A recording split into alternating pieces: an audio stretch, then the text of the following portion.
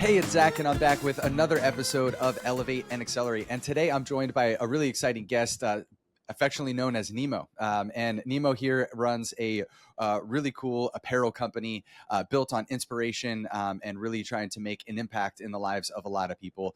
So much so that the dedication to this approach of what he's done gave him the honor of being featured in Gary Vee's book, Crushing It, which was a New York Times bestseller. He's been featured at Essence and owns Network's Black Women in Hollywood event. And so a lot of really cool stories here that we're going to share together. But Nemo, thanks so much for joining me today. Hey, man, I appreciate you, brother. Yeah. So look, man, look, we can talk sort of about the brand. I mean, you're wearing it right here on your shirt. It's called Foolies. Awesome quote that really started this conversation between us, of this idea that imposters never have the syndrome. But let's kind of rewind it a little bit and give our audience an idea of where Nemo came from and kind of walk me through the process of the development of this brand. Well, I learned very quickly, if you wear a Nemo backpack around your college or university, at some point, that is what they will dub you as. So that's kind of the beginning of it all, man. I was just wearing this backpack because I thought it would be cool to connect with people on that kind of level, at least, or just like make friends, because I'm a newbie in a new university, bright-eyed, bushy-tailed. So I was like, how would I meet people or bring them to me in some kind of, fun way? And the backpack was kind of that first thing. And when I would pull up on somebody without the backpack, they'd be like, have we met? I'm not sure if I know you. And I'm like, oh, it's me, Nemo backpack. Oh, where's your book bag? Right. So that was kind of the first lesson, on branding. But I think it was a cool moment to just find new ways to connect with people, building like once again, a brand or an identity for yourself. And it was almost like a cool, like, salute to me taking on a new journey, going to college and all that other fun stuff too. It was rare for me to see something like that per se. So for me to be able to do it was already in its own right, a whole new journey and world. So yeah, so that's where kind of the Nemo name derived from. So it's cool to be able to, in my big grown age, still be referenced to it. I've been in settings where, people will say, hi, Alex. And then like someone else will know me as Nemo. And so those two people always would clash. Like, wait, who's Nemo? So I was like, hey, you know what? Let's just lean into it and embrace it all. So yeah, that's where That's cool. So that's where Nemo came from. But Foolies was, kind of a similar journey in building a brand, and kind of pursuing your dreams and aspirations as wanting to be a hip hop artist and a creative and a designer and all these things. So sort of tell me and our listeners how. Where did the Foolies brand itself come from? Yeah, well, we used to yell "Foolies" at the opening of every song, and that was awesome. And it was me and a brother of another mother, and we would, really just like have these aspirations and goals and dreams to, be these artists and performers and all this other fun stuff. And we were like, man, this is foolish of us. This is foolish of us to try to go after these goals and dreams. We're two UF, grads or soon to be UF grads, and what's this about? You were sports medicine all this time. Like, what's going on? But I think it was that foolish endeavor to chase your goals and dreams, right? And so that made me want to say, hey, why don't I inspire, this foolish group? And to be honest, I can't take all the credit because I remember just Google searching. To be honest, this is literally how I went. How to build a captivating audience, and this was back in like 2011-ish, 12-ish, excuse me, maybe 2009-ish, 10-ish, right? And so it was just like how to build a captivating audience, and it talked about how hip-hop artists were giving their artists identities, their audience identities, or pop artists would give their audience identities, right? So you have Katy Perry and the Monsters, you got Beyonce and the Beehive, you got the Swifties, right? And so these captivating audiences have titles, right? They have a new identity, a world.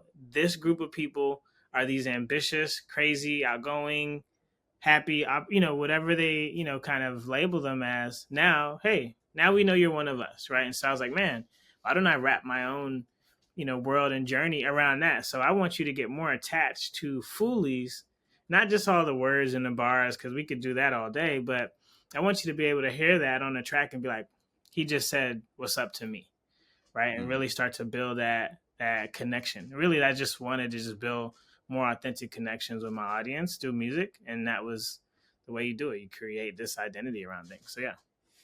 That's really cool. I mean, one of the things that I talk about in my workshops and different things with entrepreneurs is how building your community, your inspired audience, is a big part of driving your business and creating an established brand. And that's exactly what you're talking about here in building Foolies, but obviously on the music side.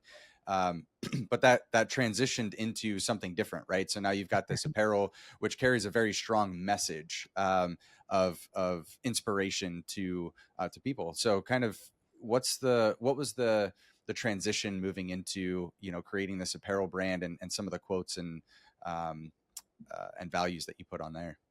It kind of spiraled into its own like thing, obviously, like for me, the first big clothing guy that I saw growing up was really like Damon John. I like Mm, Jay-Z, Damon John, but Damon John was like the first like tried and true, right? We're not talking about like an artist who did it or some other kind of influence.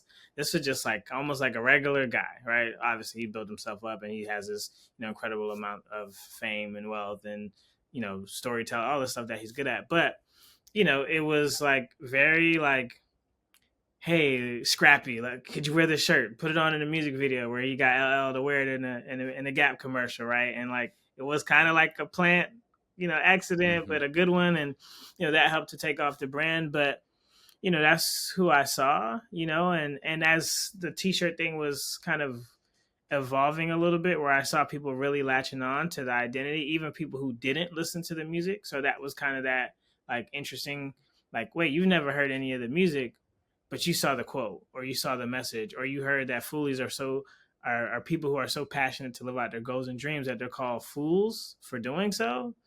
Yeah, sign me up. And I was like, okay, maybe this is bigger, what I'm saying, than just listening to my music and then finding out who we are from that standpoint. And so that was cool. And I liked that feeling. And to be honest, that was as easy as it was. Sometimes we, overcomplicate things. And I have some other big dreams and goals and missions and heart behind what I do. But at the core of it, it was like, this is cool. Like, I just want to see what it's like to have like a clothing company and then like inspire my homies. Like, that's all. Like, it was very pure and just simple intention. I wasn't trying to like do anything other than like, hey, I got a buddy who's like after their doctoral degree, but they also want to open up a cupcake shop. And then I got another homie who's a professional, hopes to be a lawyer or attorney, whatever, but like they're a singer and songwriter and they're really trying to like drop an album. And I'm like, man, like how many of us are like walking through this university, like doing a degree or a major because they want to, right? It doesn't mean you can be multi-passionate. So what if they want to do this other thing, but they do have this other thing too? What if someone could push them and inspire them to say, hey, either one, you could do both, or hey, maybe that one that's calling your heart a little bit more is what you actually want to do, right? And so, and it always doesn't have to be like lawyer who wants to be an artist. There's an artist who might want to transition to being a lawyer too, right? And always wanted to be in the courtroom and defending and prosecuting people, and they might be one that's like, hey, this is foolish of you to leave all of this cool amazing art you do to go be a lawyer, right? But hmm that's your dream and your passion, and either way, I wanted to make sure I was inspiring both audiences to just go ahead and take that leap on whatever that passion is that they have. And this is really where we're gonna dig in here because I love this concept and it's born out of your own story and so we'll go and kind of get into that in a little bit. But what the listener doesn't know yet, because I know you and we've had some conversations before, is your passion, your ambition, your mission, your desire, and really the idea behind this Foolies is, like you just said, it's this idea that we all have within us this passion or desire that either we've stifled on our own or society has told us isn't going to make us money, it's not going to survive, like help us to survive, or we have to do this thing over here, and so we do the thing that we have to do in the hopes that eventually we can do the thing that we want to do. Yeah, um and the idea is like, well, why don't we just do it, right? And maybe that sounds foolish to society, and I love that. yeah. Because what I talk about in story is we've got a number of different stories, the stories that other people put on us, right, that try to hold us back or put us down or tell us that we can't, or the stories that we have internally that tell us the same messages, Mhm. or the stories of our own past failures and successes that kind of keep us back there. And it's like, it seems foolish to step outside of those stories and to try to accomplish something more when in reality, like that's the very thing that the universe or God, Yeah. with my faith, that God wants you to do. He wants you to step out of that comfort zone and step into your passions and desires and do it. So let's kind of get into the core of why you did that, right? And I saw this story, and we've talked about it a little bit, I believe, but you lost your mom to breast cancer at a young age, and which obviously had a profound impact on your life. But there was something in particular about what you had found, the blueprint, right? So let's kind of tell everybody that story and how that sort of birthed all of this. Yeah. My mom was amazing. She was probably like the Queen Foolie herself. She came to the States from Jamaica, and she was a nurse, and she went into pursuing her career in cosmetology. I remember as a kid, seeing her like with all like the GED books and having to kind of study and do all these things and all the material that she needed, to go back to school to pursue a cosmetology license. And when she got in and did everything and started working in a hair salon, she had passions and ambitions to start her own hair salon. So it was her and a close friend, and they mapped out everything and had the blueprints and everything ready to pursue this, right? Wanting to start her own thing, right? Not just to necessarily work for someone else, which was fine, but she just had her own like thoughts of like what she could be doing for little girls or whatever like her heart was at the time. And she passed away from breast cancer. And that always kind of just struck a chord with me, because my goal now with Foolies and everything that I'm doing, let's say there was no Foolies, my goal would still be, I'm trying to make sure that no one leaves this earth with their blueprint still inside of them, right? And that's just more important to me than anything, right? Because I've had somebody say, well, what if you just want to stop doing this? Like, I would be doing this in another fashion, right? I would be doing this to the young boys and girls that I mentor, or the grown folks that are a little bit different in age, but that I mentor as well, or the random cashier that I'll see in a grocery store, and I'll be like, hey, what would you do if like money wasn't an issue? And they'll tell me something like, I got a book I've been writing. Yeah, you should probably go drop that book, right? And like, and then leave, right? Like, and cool. I was your melanated guardian angel, you know what I'm saying? And that's always been, my thought process. Because when you don't go after your dream, I feel like parts of us just like are crushed, you know what I'm saying? And then you move in every room that you're in such an inauthentic way, because it's not you. You know what I'm saying? I remember, on the flip of imposter syndrome, I remember a guy telling me once, he was like, you're an imposter. And I was like, gasp, me? And he was like, yeah, bro, because you should be in a bigger role and you're pretending like you're in this seat, right? So whatever, like you might be a genius at your job, right? You might be a genius in your classroom. You might have a crazy sports IQ, right? And the reason why you're not good on the court is because you probably should be on some commentating energy, right? Or the reason why you're not like maybe stand out at the job is because you're kind of holding back those like $1 and $1 billion ideas that your company is like been kind of praying for somebody to come up with, but you have it. And you're just like, I just want to play the background, right? And a lot of us tend to want to play the background, and it could be due to cultural, gender. It could be all of these things, right? That are real. Like if you look at stats and psychology and studies, these are real reasons why people hold themselves back because of these norms. But you're the gift, right? Like you're the person. Like if you ever sit down, you're like, man, why doesn't anybody think about doing this? Nobody's thinking about it. As much as we like to think, there's 1 billion people on the planet, someone has had to think of, making darker forms of glasses and calling them shades. No, you're right. Like apparently not, right? Like someone had to think about a computer you can have in your hand and walk around and tap and tell stories and film yourself. No, right? And even if it did exist, right?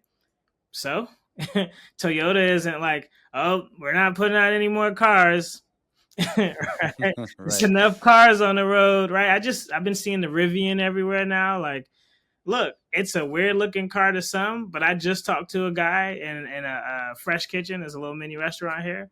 And I was like, hey man, how do you like the Rivian? He's like, I love it, right? And he lit up about a new car that I've never seen until recently. So, we have to realize that like we have something, very unique inside of us. And you're actually doing yourself a disservice to like hold back the ideas and the thoughts and the feelings and emotions. And I get it. It's not easy to like be vulnerable and say, hey, team, hey, my fellow teammates at my, job, or fellow teammates on the court. Like all of this stuff is hard. And there are people who do swat down amazing ideas, right? There are people who they crush and they're the devil's advocate for all of these things, but let it out anyways, right? I'd rather you had said it than not, than hold it in. Like holding in anything, just I can't. I've tried and I fail every time. Yeah. And there's a quote that I saw that like it said, even if your lip trembles like and your heart shakes and like you get the nerves and you're just, it sucks, just say it anyways. Say it while stuttering, right? Say it while mumbling it out. Like write it on a piece of paper and read it in as if you're on a podium, right? Giving a presentation. Dear whoever, I'd like to say that we need, and if it has to sound formulaic like that, that's fine. But don't try to put makeup on something that's just beautiful on its own, right? So that's kind of the thought process. Yeah, I love that. I mean, I remember my wife was talking to her daughter. She's a 6, excuse me. She's a 6 on the Enneagram, which is a very fear-based number, right? If you take those personality tests. And so she was talking to her about how she's 8 now. So, this was even when she was younger, but it was this idea that bravery is not the absence of fear. It's doing the right thing with fear still in your heart, right? It's like you're afraid, you're scared, but like you step into it anyway and you do it. And like that's what courage and bravery really is. It's not the absence of being afraid of something. It's doing it despite the fact that you are taking a risk, and it may be fearful and stepping outside of your comfort zone. And I love that, and it stuck with me, obviously. Yeah. And she was talking to my daughter, but it probably impacted me more. But I love kind of that idea of what you're doing and what you're talking about, of how there's so many of us that move on with our lives, that work a job or do a thing, or or even started a business and are still doing that same business, even though our passions lie somewhere else because we feel like we have to. Yeah. And it's like, you only got one shot this time around. I mean, maybe, whatever you believe about coming back, it's like this shot is the only shot you got. Right. So shoot it, right? Like go for it. Why wait? Now, and it's, I love quick that question message, for you as well. Sorry to even, jump in, but you're flipping the script on me. People don't ask me questions on my own show. Wait a minute. Hold on. Speaking of that, your little one and that kind of childlike faith, which is so important. Let's say you had an idea or goal or dream and you told, your little one that you were scared. What do you think they would naturally respond with or say to you? That I was afraid of chasing my dream? Yeah. Yeah, that's a good question. My youngest would probably say something like, poopy or whatever, because she's trying to be silly. But yeah, I think normally what she would say is like, why don't you just do it? Like they don't have that same level of limiting beliefs right now unless they put it on themselves. It's like they don't have someone like us who usually tells them, no, you can't do that. Right. Like, don't do that, which then gets ingrained in their mind. And so I think now it's just kind of like go ahead, just go for it. Why don't you just do it? Like, the typical question of, well, why not? Well, why? Well, why can't I do that? Why? Yeah. Kids always ask why, and yeah. I think we stop, right? Yeah. And so that I think that's where it begins, and you stop asking why and why not, and I think that's what pushes that. Everyone's like, "Oh, I'm not creative." Yeah, you are, because you've sat here for 12 hours imagining all the fairest of fair, not really a word, but all the most fearful things you could think of to happen to you if you were to speak up on the job or chase the goal or dream or ambition. You are pretty creative, because none of that stuff would ever happen. You're not going to be fired. You're not going to be homeless because you went and did, like, stop it, right? Like you've literally made a Netflix series, and it has 7 seasons to it, of fear, doubt, anxiety, lonely, like all of these things. You've made a whole episodic, but you're not creative. I think you're very creative, actually. You just never turned that kind of lens around and frame around and said, you know what? Like, why don't you just write down all those fears and doubts and make a show, right? Because that's what you just did, right? Mm, Fictitious characters, fictitious things that are going to happen. You made up lines. You made up and whole verbiages conversations. between Yeah. you and conversations with your boss and your friends and your family and all these things. That's a movie, right? That's on the box office probably right now. So I dare anyone who's like, I'm not that creative, I'm not that innovative, this kind of stuff.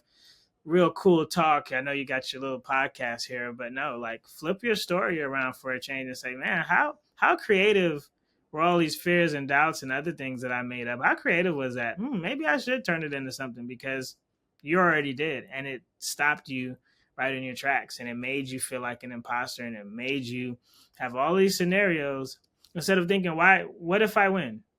Mhm. What if I jump and I actually land safely? What if I do that thing and ask that girl out and she actually says yes, right? You've made up all the other scenarios.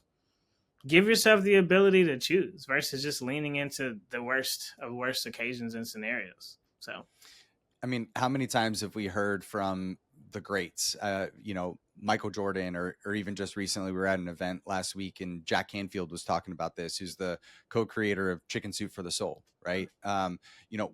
One of the most sellingest books in history, second to only the Bible, right? So like they've got like 600 million copies sold, and he got 144 no's from publishers wow. before he finally got a yes.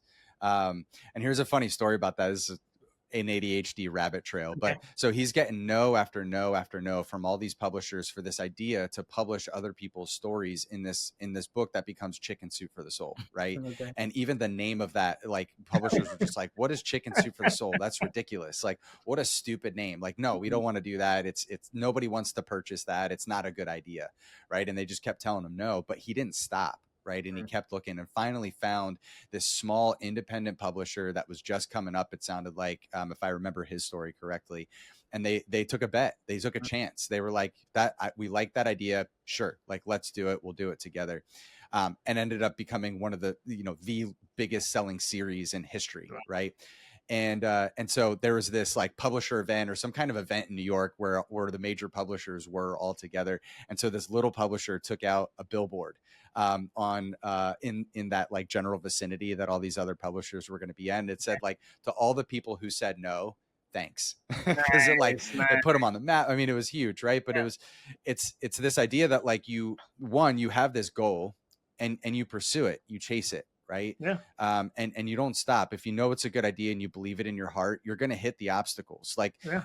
Like it's like the universe and people want to see your commitment to it. Yeah. And it's only going to go as far as your commitment. But then once you get that yes, right, and it may look differently by the time you get there, Yeah. but it's like once you get there, you're pursuing your dream. Like what else is life really about if it's not just doing the things that we love for the people that we love? So we're talking about this idea of the imposters never have the syndrome, right? Which I think is just really an interesting concept in and of itself, right? And enough so that you put it on a T-shirt. I know a bunch of corporations and people have loved that as well.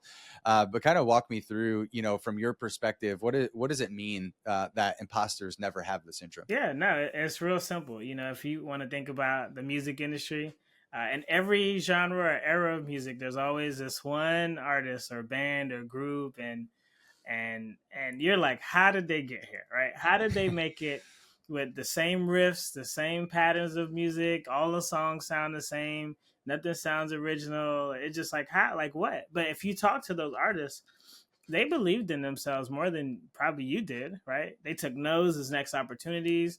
They took like, how dare you tell me no? I'm just gonna go to the next studio down the street, or I'm gonna walk to the next box office and try to see if my movie can get played there. Like it's a beautiful thing when people who are far from talented are like, I'm the most talented, right? Like there's nothing that they feel they lack. So I remember when they just sitting around, I was like, man, imposters don't ever imposter, right? Like they don't have like the syndrome, right? And what I noticed was it was always the most talented individuals with the syndrome. People who PhDs, aficionados in their industry, some of them had the labels already. best this, top this, most award winning this titles of things that already deemed you as boom. But yeah, it was still like, yeah, I'm just, I don't know, and still afraid, still in fear, still in doubt. And then once again, kind of like a kid, right, will just come up and be like, okay, I'll do it, right? And they just jump into the task, right? It's like, do you know what you're doing? No, what do you mean if why are you asking me that, right? And sometimes they might, a kid, we watch kids, if you have nieces, nephews, for people who have children, we see them, they're on the edge of the couch and they know they shouldn't jump. They know, and they've been in trouble before. They've been chastised about these things before, right? I've seen this with like I said, nieces and nephews, and I'm like, they're really gonna jump, right? Like they have no perception of depth, how high, how low they are. Like they don't get it. And I just wish we could move with that same gusto, right? To move like an imposter. Like the scam calls don't ever stop, right? They're gonna get somebody. And that's the whole goal. At some point, somebody's gonna answer the call and think that I can wire them my account, and then you'll put $1 million inside of it random, right? Like someone's getting scammed right now, right? And those people are just relentless. And I just wish us, the talented, the creative, the unique, the out the box individuals, the ones with those, like, you don't even have like this most genius idea or anything. You just have the puzzle piece that everyone's been missing. You literally have the key, the puzzle piece that everyone's just, and I'm sure you've seen it, right? I'm sure you've come in rooms, everyone's flustered over an issue, and you're like, hey guys, why don't you do this? And everybody's like, Zack, dude, we've been sitting here for months trying to figure out this idea, and you walk in a hour less than, and you solve the problem. Well, thank you, right? And I think we just need to realize that we're that key puzzle piece that's missing in a lot of people's equations, lives, their passions, their ambitions. Like, you not putting that puzzle piece in place is literally stopping the whole picture from coming together for the masses, right? Not just for yourself, but for everyone who's looking at that said puzzle. Yeah, it's a unique way to put it. We talk about how Dan Sullivan says it. He calls, everybody has their own unique ability. It's in a previous episode, I talked about, the two pillars of a personal brand are your experience and expertise. And it's not either one of those things. It's when you put them together, because the life that you live, the experiences that you've gained, your story, the things that you've been through, coupled with the skills that you have and the knowledge that you've attained over the years, is what uniquely qualifies you to serve your ideal client, because you have that piece that nobody else has. No one else has lived your life. Yeah. So yeah, I mean, I love this concept of imposters never have the syndrome, because it reminds me of a quote from Bruce Lee, and I'm gonna shorten it, so I'll sort of paraphrase it. But he says, when you're first starting out, or when he was first starting out, a punch was just a punch. And then as he started to train in the martial arts and stuff like that, he realized that a punch was no longer a punch anymore. It became more complicated. There's the mechanics behind it of how to accurately, and effectively land a punch. And then once he mastered it, a punch became a punch again. And so what's funny to me, or like what I see, is that imposters believe or see themselves as imposters because the more that you know, and the more that you learn, and the more that you become educated, the more that you realize you don't know. It's like, holy cow. And it's why you have people in doctoral programs who are studying a very specific thing, like, and you can go a foot wide and a mile deep into just about any single topic. And there's so much to learn there. It could take you a lifetime. And you pick any topic. I mean, you could dive down for an entire lifetime. And so the people that are doing that, the people that really are, for all intents and purposes, an expert in their field, feel like they're not, because they realize how much more they can learn.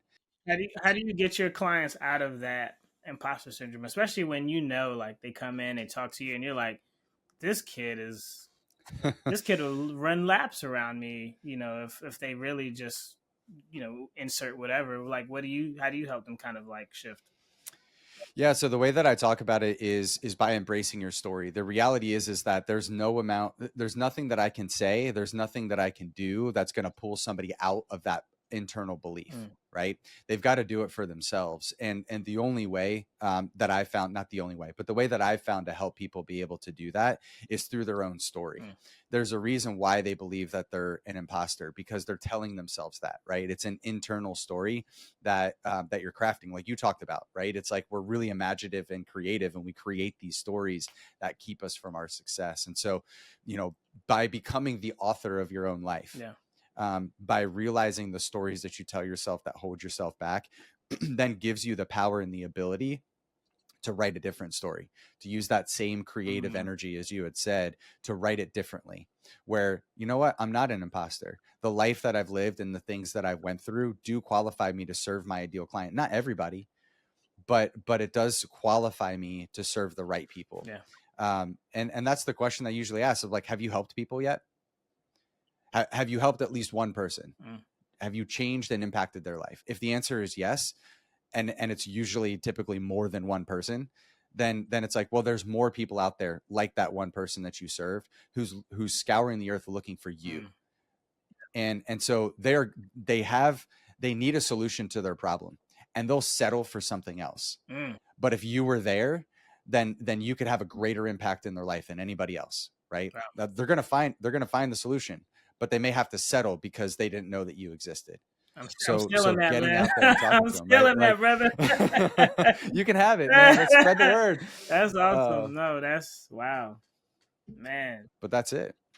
So it's basically we have people out here settling because of me and my fear. Hmm. My fear and what's stopping me is making this person say, "I'll just deal with this." That's Yeah. crazy. So like, yeah, I mean, if you think about it in like widgets, right? It's like I've got a leaky pipe, and I don't know the right questions to ask. I don't know the right person to find. Let's just say, for the sake of conversation, right? It's like I don't know the plumber to call. Yeah. And so I figure out that if I use enough duct tape, I can stop that leak. Mm, But then eventually it starts dripping out. So I've got to take that off, and then I do it again. And so it's like I found a solution that works okay for a certain period of time, but it's not the best thing. mm, And then eventually it's like I find out that there's a plumber who can come in and do it the right way. And then they fix it, and it's a permanent fix or a long-term mm, fix, or it lets me allow to focus on the next thing. And so it's the same kind of concept here. It's like, we're going to find the solution to our problem, but is it the right solution? And is it the best solution? And if you really do believe that like you can serve your clients better than your competition or better than somebody else, then like you owe it to them to get out there. You owe it to them to tell your story. You owe it to them to share your voice, and your experience and your expertise, because if you don't, somebody else will. And you just told me that you could probably do it better. All right, man. Podcast is So over. I'm out. See you later, y'all. lights off. Here we go. That's it. That's it. That's cool, uh, man. I but appreciate you sharing that, and I think your audience, our audience is just they need to hear these things because um, we need to hear from more mild mannered Peter Parkers, right? We keep mhm. seeing the Spider-Mans and Supermans, and we think that they're the only heroes, but no, like in every instance, in every superhero film, there's some point where the people have to save the hero, I right? love that. Happens all the time. You know what I'm saying? At some point, I forgot which Spider-Man, he got wrecked. And the people had to like, no, you will not treat our beloved Spider-Man like this, right? Like, and they had to stand in the gap, right? Like, mask torn apart, exposed. Nobody cared at that point. It's like we saw somebody going out there and putting their life on the line for us.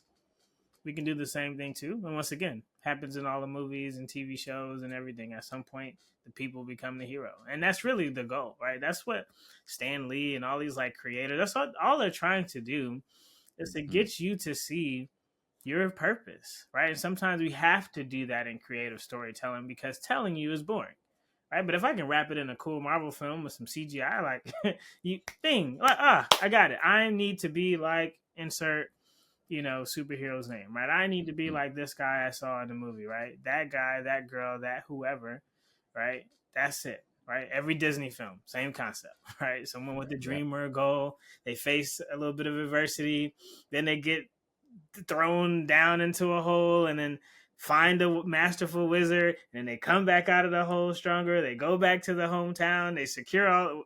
It's the same thing, but we Yeah. have to keep retelling it. And the beauty with Disney, right? Like they're telling you the same story, but there's a reason why they're using different faces, characters, colors, schemes, Mm. concepts to do it, because they know you didn't listen to Mulan. So we're gonna give you this person. We know you didn't listen to this person, so we're gonna give you, Lilo and Stitch, and then we're gonna give you Nemo, and then we're gonna give you this character, and we're gonna give you this character until some point we've hit every race, creed, religion, concept, because at some point it's going to click.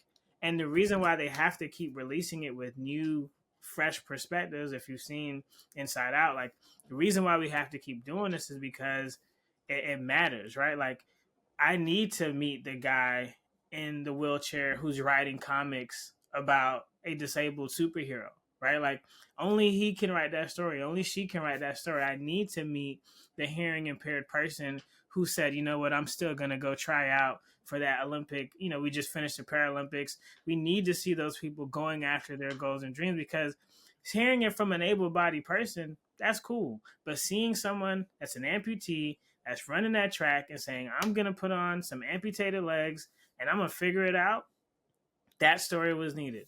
We needed the woman who lost it all, down in the dumps, trailer park, to tell her story. And we needed the person in the high rise who lost it all, or who came from poor situations and got to be the CEO that he or she is. We needed that person to tell her story. So this story game is for all of us. It's not for one person. It's not for just a couple people who got it together. No, I'm a young black kid who got told I would never make it. I would never get past flipping burgers at Wendy's, to now being a senior graphic designer for an amazing company called Jobs for the Future, while still having this really dynamic clothing line that I run. And I'm talking to people, CEOs, thought leaders, game changers, influencers, not influencers, kids, every age group, you know what I'm saying? Every color palette, every situation I've been in. And it's always like, man, it was so great to hear what you had to say, right? I'm not Oprah. I'm not Damon John. I'm not all these people, but that doesn't matter, right? I came in as me, and that's what I needed to bring to the table that day, and that's what served, right? And if you can, and Paul C. Brunson, another really amazing entrepreneur, told me, if you want to make $1,000,000, serve 1,000,000 people first, right? And so for me, I'm just like, you know what? How about I just serve 1,000,000? Don't really care about the outcome. I'm just gonna work on serving 1,000,000 people, and then whatever happens to me afterwards, cool. If nothing happens, I'm okay with that too, because that means at least I did the serving that I was supposed to do before I left this earth, right? Back to those blueprints, right? I'm not leaving them inside of me. I'm not leaving them inside of you. So I'm not going to go telling you something that I'm not going to practice. That's cool, man. I love that. And, you talked about sort of Disney and the hero's journey, Joseph Campbell's and that kind of stuff. And I think what a lot of us, we are the heroes of our own story, right? We are the heroes of our own story. And a lot of times we need a Yoda who comes into our life and shares that. And what we don't realize though, is that we could also be somebody else's Yoda. Yeah. You don't have to have the same story. And a lot of times we look at, people like Lisa Nichols, right, who has that rags to riches story. She went from, government assistance to a multi-million-dollar business, right? Working to be the next Oprah. She says, I'm not the next Oprah. I'm the next me, right? Like she'll even say that. But for context, right, that's what she's working on. It's like we look at that and we think, oh, well, that's what I need to do. Right. The Pursuit of Happiness with Will Smith. It's like these ideas. It's like, well, the only way that I make it, my story means that I've got to go from rags to riches. I've got to, the reality is like, you could do something where you are right now. You don't have to accomplish what other people are accomplishing. Like you just gotta find that spark and that fire inside of you and just do it. Like just be the best, take the first step. Be the best gardener.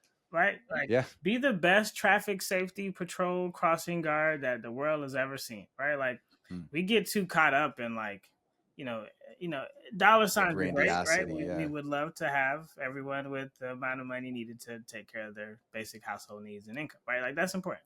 But in general, like be the best gardener, be the best janitor. You know what I'm saying? Be the, you know what I'm saying? Like I said, be the best crossing guard. Like be the coolest person that dances in their car while and in traffic while everyone's, you know, everyone's jam, but you're in the car like, I want to dance with somebody, right? Like you're doing your thing, and be that. You know what I'm saying? We've seen those stories of one guy dancing in the middle of the field and everyone's kind of sitting back and just like, huh. And then one person starts to dance too, like, huh, why don't I get up and start dancing? And then three more, and then six more, and literally over a wave of time, one guy who was crazy enough to just start, right? Then you see hundreds of people start running to the field to start dancing as well. That's it. Mm-hmm. Like he's not a, I don't know who he is, right? But I've seen that video. He's probably changed a whole bunch of people's lives that day. Somebody could have been sitting down because they were depressed. Maybe it was a bad breakup, or maybe they lost their job, or maybe life is just hitting them in every direction. They got a lethal diagnosis that, you know, who knows what's going to happen next. But all we needed to see is one person dancing and making things happen in their own unique way. And you know what? Why don't I get up and join them? And that's really what this game is about. We're all dancing, and we're really just waiting on you, whoever that is behind this lens or outside of this camera, to just come and join us. This isn't like the pool. The pool is open, right? So come on in. Cool, man. Well, thanks, Nemo, for joining me. Look, if somebody wants to, you know, check out your apparel, the other things that you have, I know you got t-shirts, hoodies, you know, the whole thing, but with a lot of messages, right? Not just the imposters never have the syndrome. So where would they go to be able to check that out, or to get into contact with you? Yeah, thefoolies.com. That's TheFoolies.com, or TheFoolies.com. And at Foolies on Instagram. And hey, let's connect. You know, let me. I want to hear how you're chasing your dream foolishly. So feel free to reach out. Awesome, man. Well, Nemo, thanks so much for joining me today, for sharing your story, your insights. You know, I appreciate it, and everything that you're doing to get people out there motivated to just dance. And thank you for letting me switch the questions on you too. You're welcome. You're welcome. And thank all you guys for tuning in here today. Hopefully you found some value in that. I'm sure you did. Nemo's a great guest here. And so please like, subscribe, share, so we can continue to share this story and show people that we're out here dancing and that they can do it too. And as always, keep elevating and accelerating. Cheers.